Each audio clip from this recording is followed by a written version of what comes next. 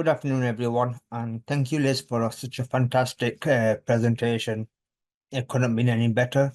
My name's Jav, and I prefer to be called Jav rather than Javed because I find it more connected. And today I'm going to talk about cultural competency. Cultural competency, I think, is a phenomena or a word that has been started to be used a lot more recently in terms of how people that are from ethnic minority groups or facing inequalities to understand what their needs are. And because we live in Greater Manchester, and Greater Manchester is extremely cosmopolitan, and understanding the communities that you're going to serve is very key for you to learn about them communities. You cannot always read it from a book. Some you could get ideas and simple definitions, but it never goes to the extent where you can fully understand a cultural competency. For example, like I'm going to talk about quickly about intersectionality. Myself, I'm a British Kashmiri with I'm neurodivergent. I'm also a Muslim. So like if you put all them to individually, they're all separate subjects. But being Kashmiri, I don't even get recognized by the mainstream statisticians. So therefore, like I always have to go into the other box. So in that way, it's harder for you to learn about sub-communities within communities, and then there will be microaggressions within them communities, and what you don't learn or what you don't really actually get taught is how these communities interact with professionals within themselves. I'll give you another example. A person that's from an Arabic background, they will talk, they'll be about a foot away from yourself and talk extremely loud.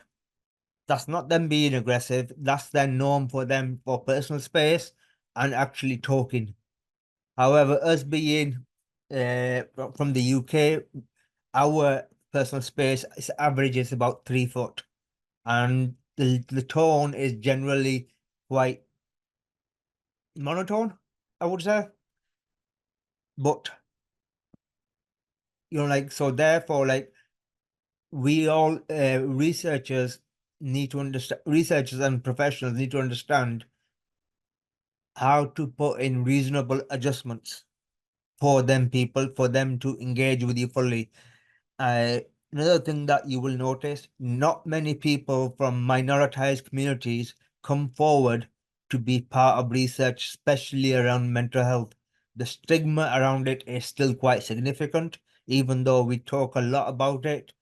I'm one of them people where I've lost my filters in regards to what my mental health is, and I openly will talk about it, where others will try to hide it. So this is not this is will be similar for the British white communities, but it's a lot harder for people from minoritized communities, especially when they're facing other inequalities. I also sit on the Greater Manchester Equality Alliance, the mayor's panel around race and ethnicity. So therefore, my passion is equalities. Tackle inequalities to bring it forward to the forefront where we don't even have to talk about it or ask for like adaptations.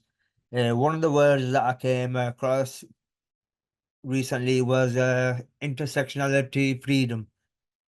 And that basically meant that we don't have to talk about intersectionality anymore.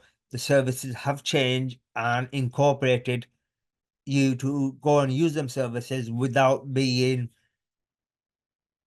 penalized or revealing too much that you don't feel comfortable about, because there's so much that we don't know that people do not like to share. One of the key things what I would say you need to take away even from books, my speech, etc., it's a journey that you've started to learn from. It's no one can teach you to be fully culturally competent, but knowing the fact that you're on a journey and to ask questions from other people, from colleagues, or even patients will help you to be betterly equipped in order to be more culturally efficient and tailor the support according to the individual's needs. I could talk on quite a long time because this is a very passionate area for myself, but I think I'm coming up to my 10 minutes. So I'll leave it there and hopefully I'll be able to answer any questions later on.